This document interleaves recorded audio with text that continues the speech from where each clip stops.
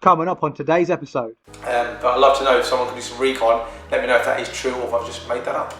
I've suffered a lot of racial abuse in my life, especially in my childhood, and it's the best way to sort of describe it. Enough is enough. You know, we need to stand up to racism, report racism, and hopefully everyone's behind that. So there was a few cans thrown. Okay, that is, it's wrong. You should be doing that in a protest. Let your voice be heard, and that's it.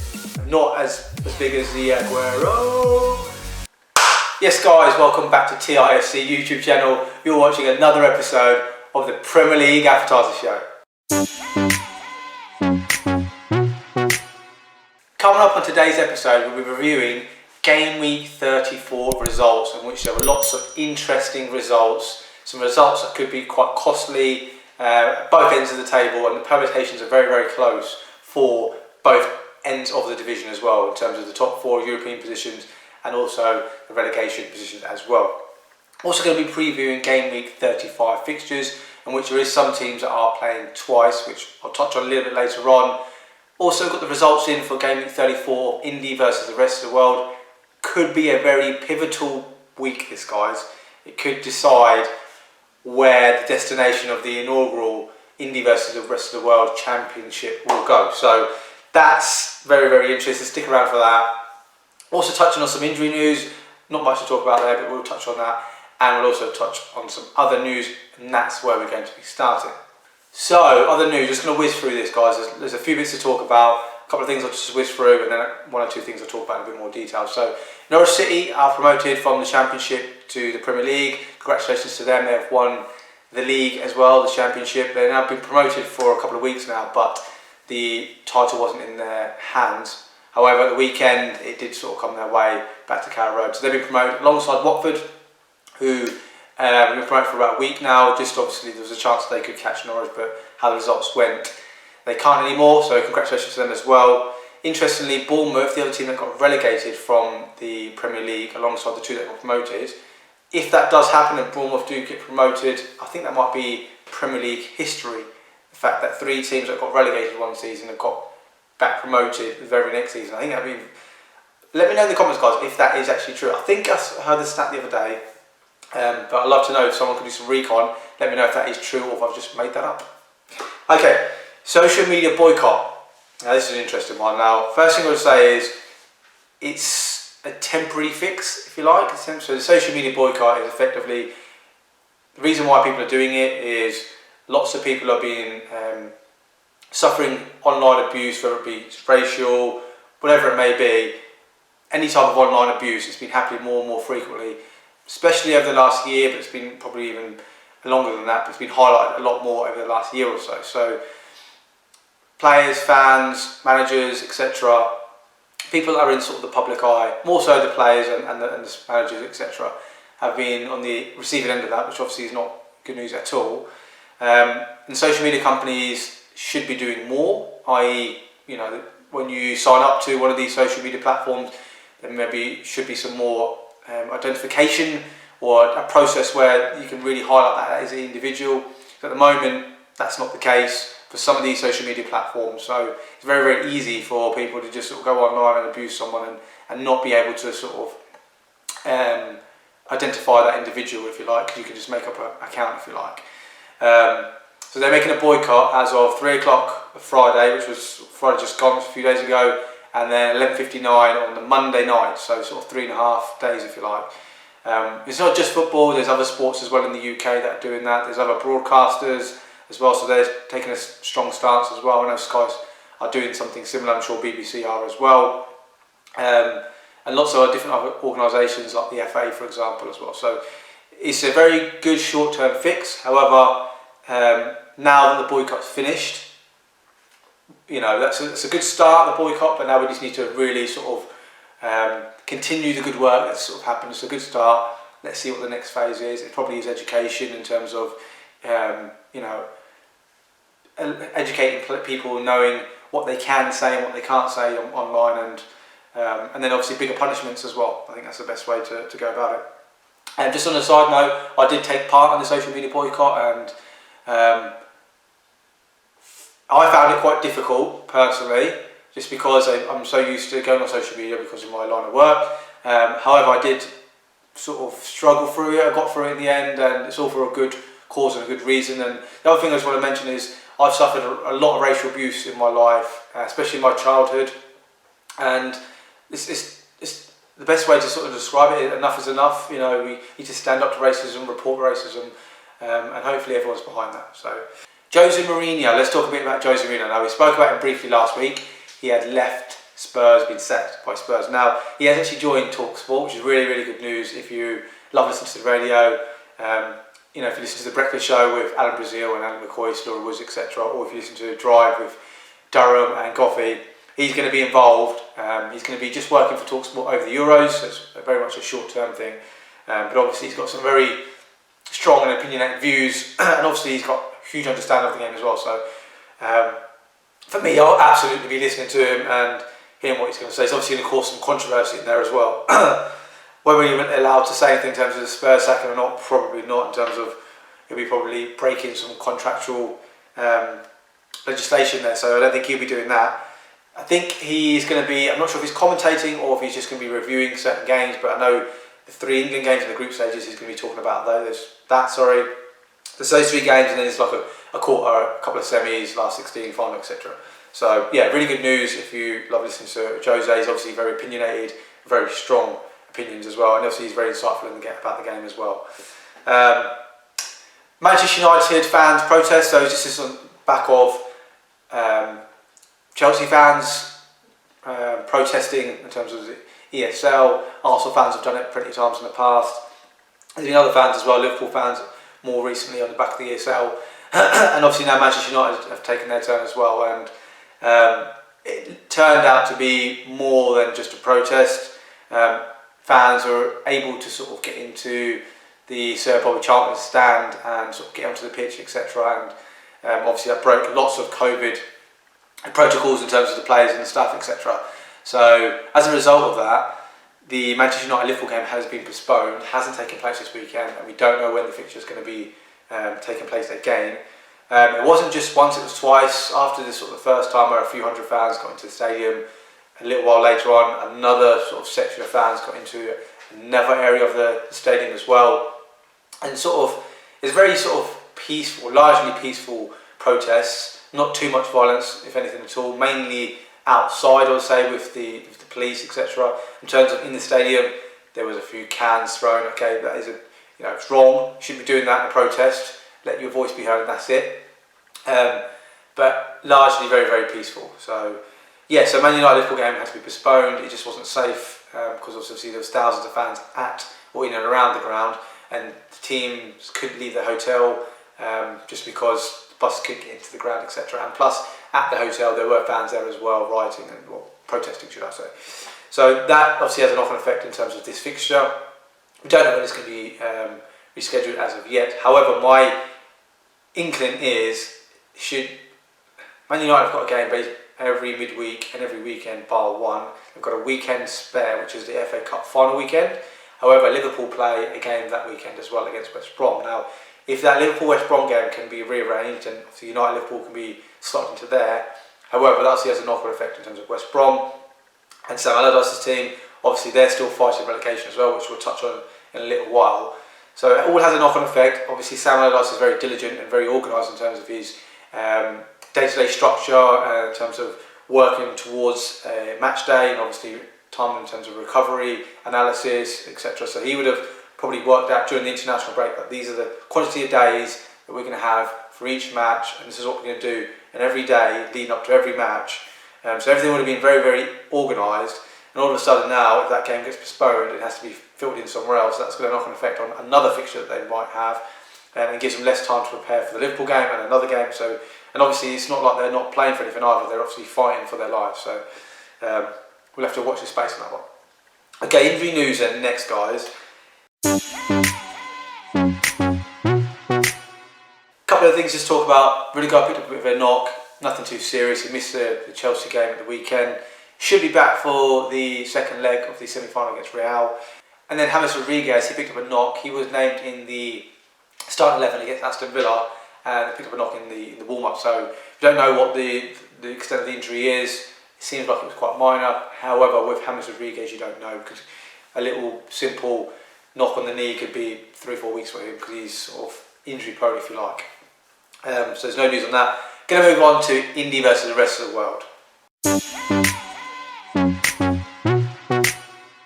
So, Indy versus the rest of the world. I touched on it earlier. This could be extremely pivotal in terms of the inaugural championship of Indy versus the rest of the world. Now, what I will say is the guest this time round is a lad called Rumble. His name's Grant Rumble. I call him Rumble. Good lad. He's a Liverpool fan as well. He lives down under. Very funny guy actually. I do find him quite amusing. He recently sort of got back into playing football as well, so good on him for doing that. There's obviously only 9 games to sort of get points, if you like, obviously now because the Man United Liverpool game has been postponed. So first game was a Friday night, Southampton versus Leicester. Both gone for Leicester wins. I've gone for a 2-1 win to Leicester. He's gone 3-1. It actually finished 1-1, so neither of us picked up any points there. Palace versus Manchester City. Now, both went for Manchester City wins. I thought it'd be a close affair. I went for a 2-1 win to Manchester City. He went for a 2-0 win to Manchester City, and it finished 2-0 to City. So he's picked up 5, I picked up 2, so fair play to Rumble there. Brighton versus Leeds. Now, I went for a Desmond 2-2. He went for a narrow Leeds away win 1-0, and actually finished 2-0 to Brighton. So again, neither of us have picked up any points there. Chelsea versus Fulham then. Both went for Chelsea wins, no surprise. I went for a narrow 2-1 win, and he went for a 2-0 win, and actually finished 2-0 to Chelsea. So he's picked up another 5, guys, and I've only picked up 2. So after 4 games, it's 10-4 to the rest of the world. Brilliant start from Rumble. Everton versus Aston Villa. I went for a 1-1 draw. He went for 2-1 Everton, and actually finished 2-1 to Aston Villa. Now, obviously Everton were pushing for the European position, so it's a bit of a blow for them. And one of the few wins that Aston Villa have had without Jack Grealish as well, so it's a good win for them. So 0 points apiece there. Newcastle versus Arsenal then. I went for a 2-1 win to Newcastle. I just thought Arsenal will be resting a lot of players, and Newcastle were in some decent form going into the game. He went for a 2-2 at Desmond, and actually finished 2-0 to Arsenal. So, 0 points apiece again there. Man United Liverpool. Incidentally, we both did go 1-1, but it's irrelevant, and obviously the game was postponed.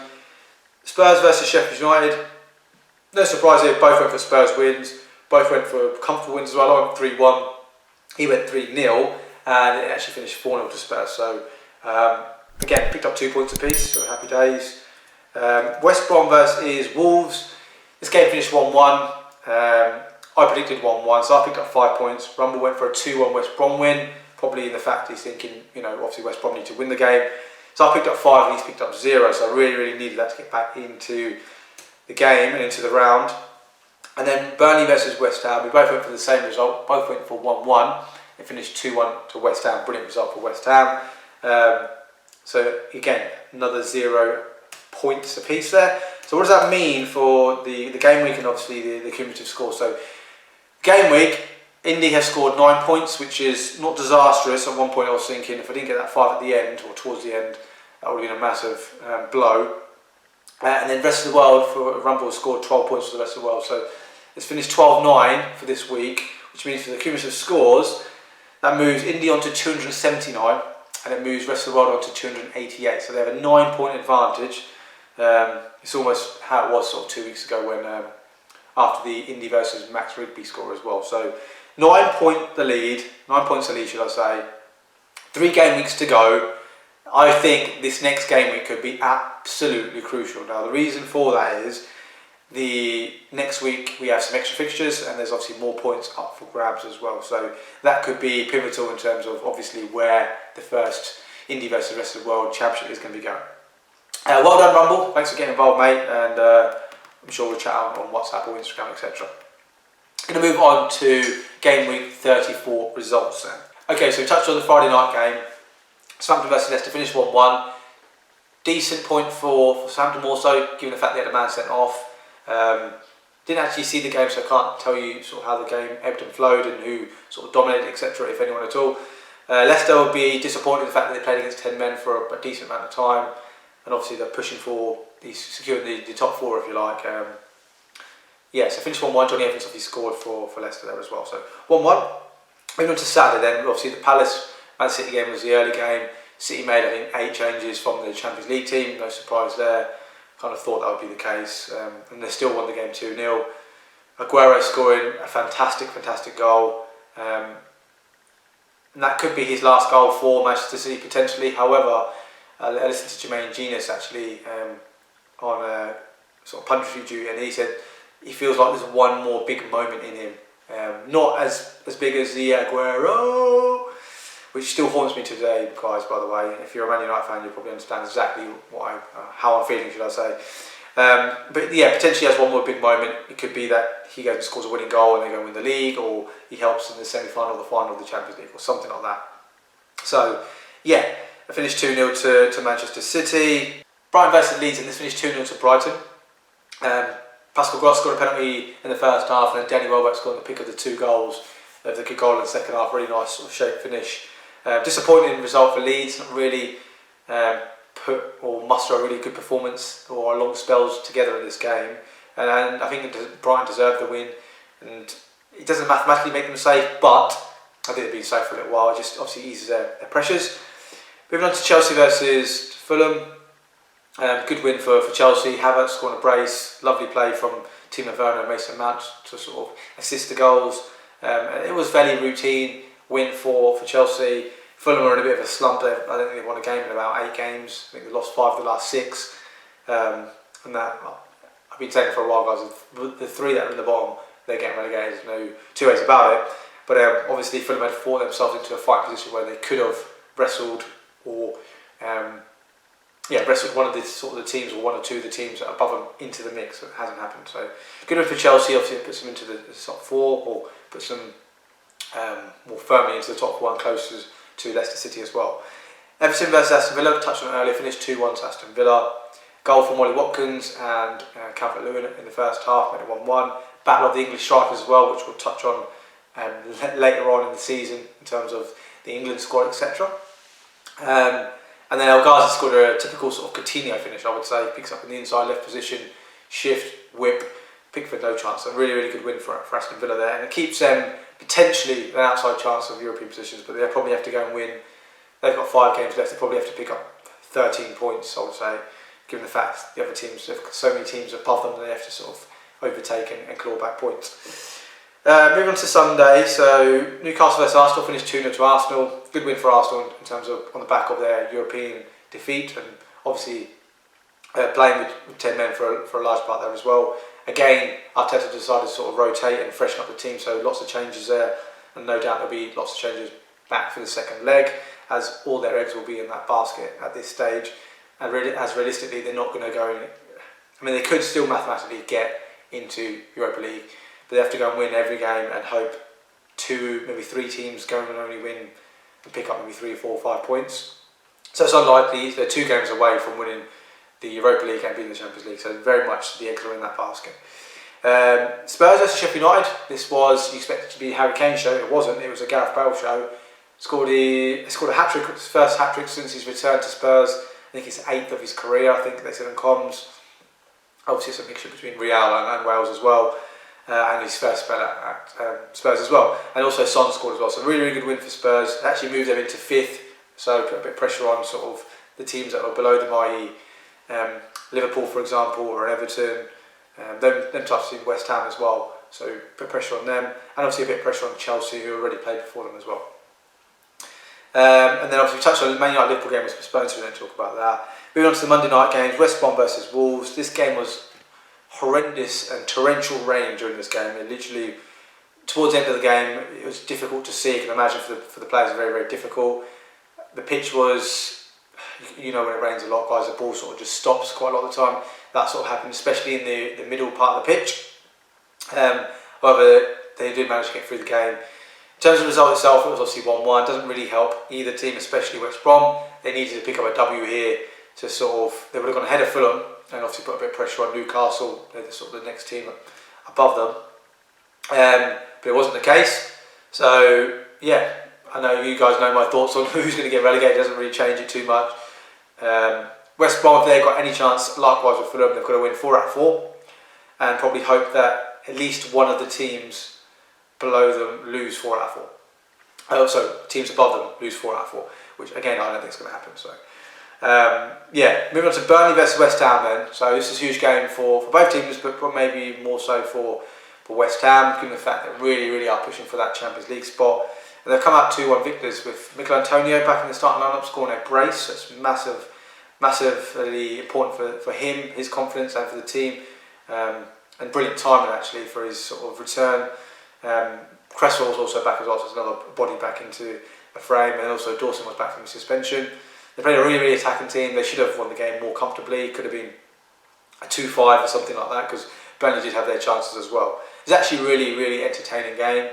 I think it was 2-1 at half time. I expected more goals, however, it wasn't the case through bad finishing or good defending, if you like, some good emergency defending. So yeah, that sort of rounded off game week 34 results. Leeds versus Spurs. I think this will be a really interesting game. Now, on the rest of this fixture, I expect this game to be gung-ho, ebbing and flowing, back and forth, very counter-attack, very transitional type game. And Spurs won this game very comfortably. So I'm still going to stick with that prediction. It's just now it's at Ellen Road. So from that point of view, obviously Spurs are playing a more attacking game, if you like, more on the front foot. So that might leave more spaces for Leeds to exploit. Not that they needed many spaces anyway, but given the way they play. So I'm looking forward to that game. So that's the Saturday game, 12:30 kick-off, which will be a good watch. The 5:30 game, which is Manchester City versus Chelsea. Now, obviously it's a mouth-watering game on paper as it is, and obviously both teams are in tremendous form. But also just to sort of chuck into the mix, both teams are playing their semi-final second leg in the midweek as well, so that's obviously going to play a part in terms of team selection and then fatigue, etc., and rotation. These two obviously played each other in the semi-final of the FA Cup maybe a couple of weeks ago as well, which Chelsea actually come out on top as well, so there's possibly a bit of revenge from Manchester City's point of view. And on top of that as well, because of Manchester United playing after Manchester City, Man City can now go and win the league on their terms as well. So rather than sort of waiting for Man United to drop points, etc., now they can just go and beat Chelsea and the title's there. So there's a lot sort of subplots, if you like, and into the game. Liverpool Southampton, obviously.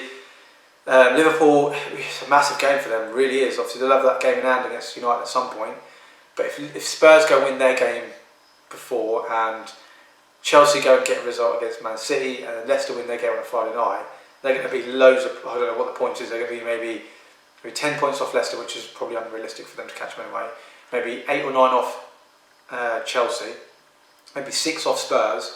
So it's a massive game, and obviously on the flip of that, if Leicester, Spurs and Chelsea will drop points and they go and win their game, then they've got their game in hand, then you all of a sudden maybe the odds turn in their favour as well. So it's a massive game for Liverpool against the Southampton team that are in dire form in the second half of the season. So a fixture that very much will favour them. Moving on to some of the Sunday games then, you've got Aston Villa, Manchester United. That'd be, it's always traditionally a good game. I think in this, reversing this fixture earlier in the season, United won this game 2-1. And then on this fixture last season, during Project Restart, I think United won the game 3-0 as well. So certainly a fixture that United sort of like playing, and certainly a ground they like sort of playing at as well. They've sort of got good memories at. Okay, where we go next? I'm going to West Ham versus Everton. So this is a huge game for both teams. Obviously both teams are fighting for European positions. Now, if Everton can go and do a job on West Ham, and obviously their ex-manager David Moyes, I would say that probably rules out West Ham for the Champions League positions. I think it's too much for them to climb. Now that all will depend on the results of other teams prior to them, the likes of Spurs, Liverpool, etc. and Chelsea. However, and also it gives Everton that, they've obviously got a game in hand as well, so it sort of gets, I think if they go and win the game and Liverpool lose their game, they go ahead of Liverpool as well. So Everton are right in the mix for certainly the Europa League positions, not necessarily the Champions League. However, if West Ham will win the game and the others have gone dropped points, then I wouldn't say they're favourites for the Champions League because they're not going to be in them positions just yet. However, they're going to be right on the coattails of the likes of Chelsea. And then I touched on earlier on, there's going to be some extra fixtures this game week, in game week 36. So there's a few games as well. I won't talk about them too much, but there's basically 4 extra fixtures which we play sort of throughout the midweek. Tuesday you've got Southampton versus Crystal Palace, bit of a non-event. You've got Man United versus Leicester, which is not a non-event. This is obviously a lot to play for. Leicester obviously have a couple of days extra to prepare for the game, given the fact they're playing Friday night. And then you also got Chelsea Arsenal as well, which is huge. Certainly more so on Chelsea's part. Arsenal less so, let's put it that way. So then you've also got the Thursday night game where you've got Aston Villa versus Everton. This is both teams' game in hand as well. Okay guys, that concludes another episode of the Premier League Appetiser Show. Thank you very much for viewing this episode, and hopefully you stick around and watch a lot more episodes. And not just the Premier League Appetiser Show, there's obviously our coaching content, which is coming out regularly now, some tactics board analysis, that kind of thing, and predicting player future moves, etc. All sort of coming onto our channel regularly, week in, week out. So hope you're enjoying that. If you haven't subscribed to the channel already, please do so. I really encourage you guys to do so. It does help the channel grow. Drop it a like as well. It helps with the YouTube algorithm. It lands on other people's feeds, which I really, really appreciate. Before we start out though, I've got a quiz question for you. Gareth Bale scored a Premier League hat-trick this weekend. Now, what I want to know is, who was the last Premier League player to score a Premier League hat-trick in the 2021 Premier League season? I'd love to hear your thoughts. Drop me a message on Instagram or leave a message in the comment section below. Love to hear your thoughts. We'll reveal who got the answers correct in next week's episode. We'll see everyone next week.